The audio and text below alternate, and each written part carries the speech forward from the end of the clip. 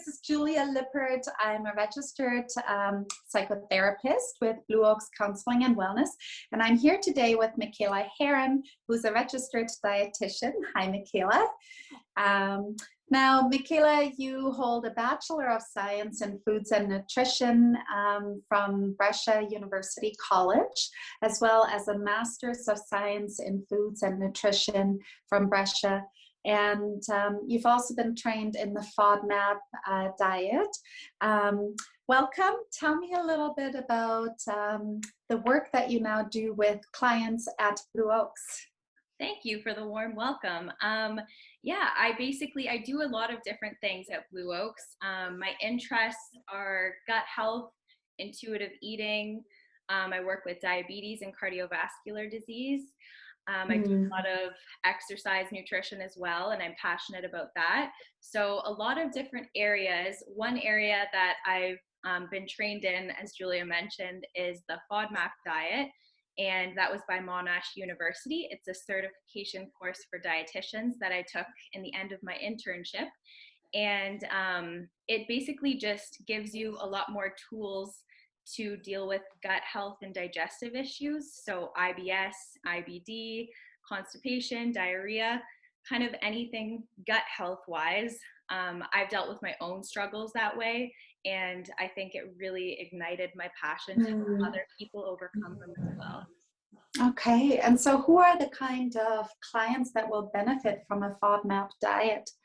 Yeah, great question. So not everyone will benefit from it. So that's where being client-centered is really important, and taking a whole assessment of what their medical history is, what their diagnosis is. So technically the FODMAP diet is meant with those for IBS, and sometimes IBD, it does work as well. The evidence isn't as good for IBD, so Crohn's or colitis, but a lot of people find it beneficial. But IBS is the main one where we tend to use it, and it has a ton of evidence around it for IBS. And IBS is a functional disorder, so it can be hard to get a diagnosis by a doctor sometimes too. So I work with clients sometimes that have symptoms of IBS but haven't been diagnosed, to kind of advocate for themselves to push for a diagnosis. Right. And kind of figure out what's going on and get to the root of their symptoms instead of just suffering through it. So the FODMAP diet can benefit a lot of people, but those with IBS, if you're experiencing excessive constipation, diarrhea, gas, bloating, abdominal pain, those kind of symptoms, it's good to get to the root of it, and the FODMAP diet can really help. Okay, well, that's great to hear. And I feel like going off into the entire FODMAP diet and hearing more about that from you.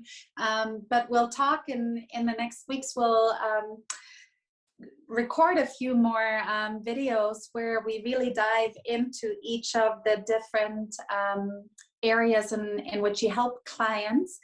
Today, I wanted to hear a little bit more about the kind of services that a dietitian can provide, and what is different between a dietitian and a nutritionist.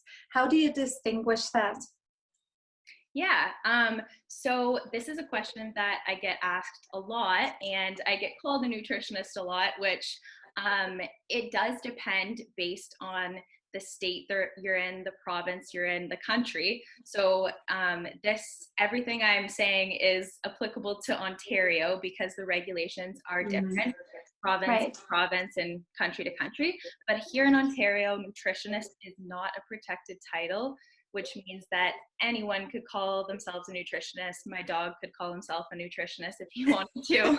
Yeah, it's not protected by any regulatory body, but registered dietitian is. So to be a registered dietitian, you need to have an undergrad in foods and nutrition, and you need to have an accredited internship. So that internship is basically a year working full time in different areas of practice, so community, in hospitals, long-term care homes, food service. We do a pretty broad range of things, and then you can branch off into where you'd like to go.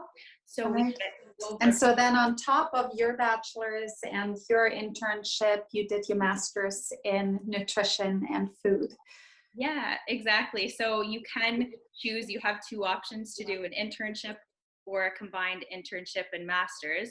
So I chose that route kind of because I'm passionate about research and being able to interpret research. And I wanted to be able to do that for my clients, to look at a study and say, okay, is this credible? What's the study design? Because there are a lot of studies out there that I found in my master's. I learned when we started to pick them apart that every study is not necessarily a good study. And just because it includes that, oh, this diet was beneficial for weight loss, well, how was the study designed? What was the population of interest? Did they control for these factors? There's so many other things. And then if you, for example, are a nutritionist, you can kind of cherry pick. If you're not trained in the research, sometimes you can cherry pick of, oh, this conclusion says that this diet makes you lose weight. Well, there's definitely a lot. It's not really good evidence, right? Yeah. So I'm hearing that you're really, what's really important to you is that the advice that you give to clients is evidence-based, and that you know that it'll be good and solid advice. And so somebody seeking support in their nutrition really should be looking for somebody that's a registered dietitian. Yes, definitely. It's important to understand the difference. And some people, if you want just a meal plan and you're not looking for someone to really look at in depth at your labs and possible deficiencies and symptoms that you're having and really get to the root of things, maybe that's what's for you. But a dietitian tends to go more in depth with all those things and really provide evidence-based nutrition. So it's important to just know the difference and do your research on which is best for you as well. But yeah, definitely, I think we go to school for 5 to 6 years and we definitely learn how to interpret evidence and provide the best services to our clients. Yeah. You touch on something important, which is, you know, if you're just looking to get a meal plan somewhere, and that might be a question that somebody might have. Well, I can get a meal plan somewhere on the internet. There are lots of places where I can get a plan for my nutrition. Why should somebody reach out to a dietitian instead of finding a meal plan online? Yeah, that's a great question. And I get that question a lot as well. So I actually don't really love the idea of meal plans. I think they can be a tool to help some people. And if you make them personalized to what someone's choices are in terms of culture, preferences, taste, all those things, then they can be effective. But I think it kind of sets you up for failure in the long term and isn't always sustainable, because it's saying, okay, follow this exact meal plan for, say you do it for 2 months, maybe 4 if you're lucky. And then after that, you're like, okay, well, I'm bored of these meals and I don't have any skills or tools to actually make healthy changes in the long term and make that sustainable. So what I try and do instead is kind of build those skills and build their tools in their toolbox, so that they can kind of make their own meal plan. And I work with them to do it. I give them recipes and ideas and things that they already have. So you're already having spaghetti and meatballs. How can we make that more balanced? Or you're already having cereal for breakfast. What can we add to that to make it more balanced? So not doing a complete overhaul on their diet, but just changing things in that they can sustain it for long periods of time and not just strictly follow something because it says it on a piece of paper. Right. And I guess that's really the key difference. Skills and tools are very different than a meal plan that you're trying to stick to, because I think most of us sort of have a pretty good understanding of some of the changes that we want to achieve, the goals that we might have. But it actually does require skills and tools to create behavior changes over time, right? Yeah, exactly. It's so true. You can give someone a meal plan, but if you don't set them up with the skills to actually pivot when, say, there's no chicken at the grocery store, there's no this one ingredient that they need for their meal plan, things are going to implode if you don't have a kind of skill set to say, okay, well, I know what a protein is. I know that I can substitute this, and I know this is a healthy fat, so let's just do this instead. And kind of then you're set up for life. And I don't want my clients to need me forever. That's not the goal. Is I want them to be able to succeed on their own, right? So I don't want them to depend on me forever.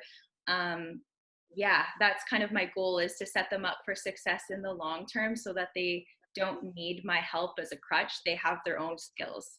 Mm-hmm. And another set of skills is emotional skills as well, right? And that's where there really is a little bit of an overlap between what you do and what I do. And I think you've called it nutrition counseling, right? That, you may have a plan for how your day should unfold with nutrition. But we all know that, white knuckling it through our nutrition plan usually fails after a certain amount of time. So creating lasting change also, we need tools, emotional tools for creating that behavior change over time and habit changes. Oh yeah, for sure. The emotional component is so strong in nutrition, and behavioral is the biggest aspect, because a lot of us know that vegetables are good to eat. We probably all need to eat more vegetables. We know we need to drink water and all these things. The knowledge necessarily isn't the problem most of the time. It's the behavior changes and using food as a coping skill, or I'm too busy, so I can't do this, or barriers that get in the way like that, which I have those barriers all the time too. I'm a dietitian with 6 years of education, and I still encounter that on a day-to-day basis where I'm like, oh my gosh, it's 2 o'clock and I haven't had lunch and I have nothing prepped. Normally I try and prep to avoid that situation, but if you have those skills, then you can say, okay, well, I have a quick protein, I have some pumpkin seeds I can grab, and I have some cheese, and like, it's not ideal, but this is a balanced meal that I made in this situation because I have the knowledge and the skills to be able to do that. And emotionally checking in with yourself and saying, okay, I'm having a bad day. How is that affecting my eating habits? And how can I cope with it in different ways? It's a huge piece of the intuitive eating protocol. Yeah. And I see it a lot with clients already. So it's definitely, our work is so intertwined, like mental health and nutrition is passionate about that connection, because you can't really have one without the other, I think, like addressing both. Anytime we try and create lasting changes in our habits, there are other pieces that need to change too, and that's where you come in and you support your clients in all of that. And I guess then your follow-up meetings are an important part of the services that you provide. Yeah, the follow-ups are really important too, because the initial is just me collecting as much data as I possibly can about you, so I can get every clue. And sometimes being a dietitian is like a little bit of detective work, because you're looking at the labs, you're looking at symptoms and saying, okay, what can be going on here? What are the underlying factors? For someone, say their labs come back and they're always feeling really tired, and they don't know what's wrong, and maybe their iron's really low and it's causing some GI symptoms. There's a huge picture, so it takes a long time to assess that whole picture. And then follow-up is more so, let's create a plan, and how can we stick to that plan, because there's going to be barriers, and there's going to be, I don't expect my clients to come back and say, yeah, I did your recommendations perfectly and there was no barriers. And I expect them to say, you know what, that was really hard, and I didn't have time and I felt like it was just too overwhelming or something like that. And then we worked through it together and anytime we create change, right, it's usually not a smooth process. There are usually bumps along the road, and that's where it becomes so important that we have the right support. Exactly. And I think that some people, maybe if they didn't have the support of a dietitian, maybe they would say, oh, well, I screwed all my whole week up because I didn't prep my meals and I ate unhealthy and I ate out. So I'm just going to keep eating unhealthy because I messed everything up. And then, just like start again on Monday. Yeah, exactly. That starts on Monday. And like that idea is the mindset is so prevalent in a lot of people. And that's why I try and take a really flexible approach of like guilt-free. You can eat all food, like all foods fit. It's just about trying to have balance around your meals for most of the time, and creating a habit that doesn't feel like you messed it up if you had 2 Oreos after dinner, or if you ate a whole bag of Oreos after dinner. It doesn't derail your process, right? Or your progress. Right. Yeah. And the problem with that, let's start again on Monday, let's start again on January 1st. The problem with that is that people actually really miss out on gaining those new tools and skills to work through the rocky moments, which is what it takes to get to lasting change.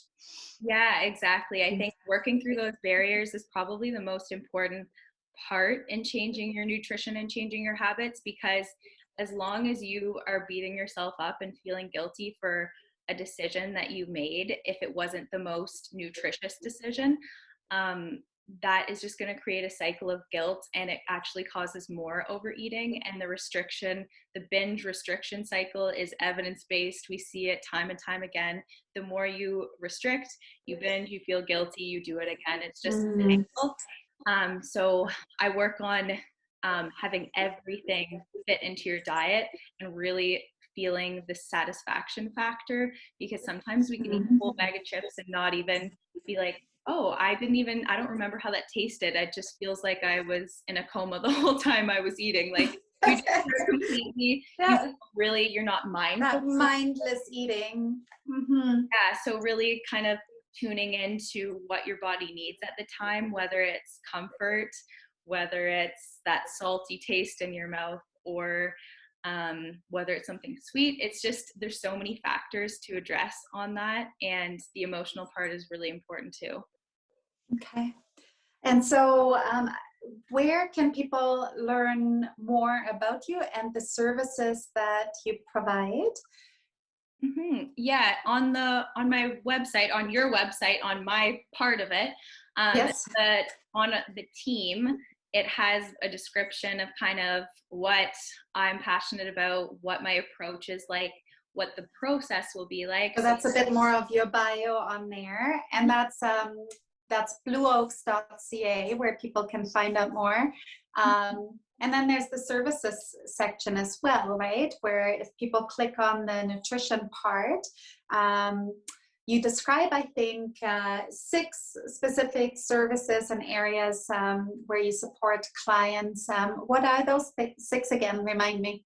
Yeah, so they are intuitive eating and, healing your relationship with food, kind of with intuitive eating and health at every size frameworks. Those are the 2 that I use.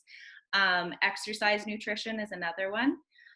Finding your happy weight is another one. So kind of working through if you're someone who has been yo-yo dieting and are kind of frustrated with trying every diet and nothing works. So finding something sustainable that works for you. And then cardiovascular disease and diabetes is another one. And then gut health is another one. So any digestive. And the last one on there was also supporting your mental health through nutrition, right? Yeah, that's so tied into intuitive eating that it sometimes just merges together in my mind, because I think the 2 I often see together. Like if sometimes you struggle with your relationship with food and you have some mental health concerns associated with that too. So I think I tend to use the intuitive eating approach as well. in Mhm. that sense. So incorporating more like brain healthy foods for sure, and supporting your whole body throughout that, but also using a framework that is not restriction based, and it's Mhm. supporting your mental health through your relationship with food as well. So you're not feeling like it's a strict plan that you feel horrible about yourself if you don't follow. Because that's what I see when I work with clients. Oftentimes, when clients struggle with depression, right? Sometimes the first thing that falls off the plate is supporting yourself through nutrition, right? And nutrition can actually make a big difference for our mood. And so that's one of the things that I'm really excited about, being able to support some of our clients that are coming in for mood disorders, that they can make a real change in how they feel by having a good look at their nutrition. Oh yeah, hugely. It's so intertwined. Again, like the gut brain connection is huge. There's so much that goes on with the vagus nerve. It directly connects your brain to your gut. So things that you're doing for your gut health, which is where gut health also intertwines with that mental health piece too. And that's why I'm so passionate about it as well. And IBS, for example, is a gut brain disorder. So it's comorbid with anxiety and depression at a high rate too. So these things are all tied together, and supporting your gut and your nutrition can directly impact even the hormones in your body and the neurotransmitters that go to your brain, like serotonin and dopamine. So it has a direct impact, and it can be really difficult, like you said, for someone with depression to even get out of bed and make a meal. So that's where kind of working with clients to find an approach that is not difficult, but it's working with what they have and the skills that they have, but also being pretty gentle, because it is obviously a really tough time when you're having depression and you can't get out of bed and you can't even think about making a meal. So definitely working with them emotionally as well. Okay. Thank you, Michaela. I feel I could talk to you for a couple more hours here, but we're planning to have some more conversations and do a little bit of a deep dive into each of the different services that you provide, and the different ways that you help clients. So we'll see more of each other. And in the meantime, clients can go to blueoaks.ca and find out more about you and how you might be able to help clients. Yeah, and you guys can book an appointment as well online, or you can call the clinic as well. There's 2 options, so whatever works best for you. And right now I'm offering mostly virtual, but also with an option of in-person too. So I know with the lockdown right now, sometimes it can be easier to do phone or virtual. So that's accessible for everyone. Sounds good. Thank you, Michaela. Thank you.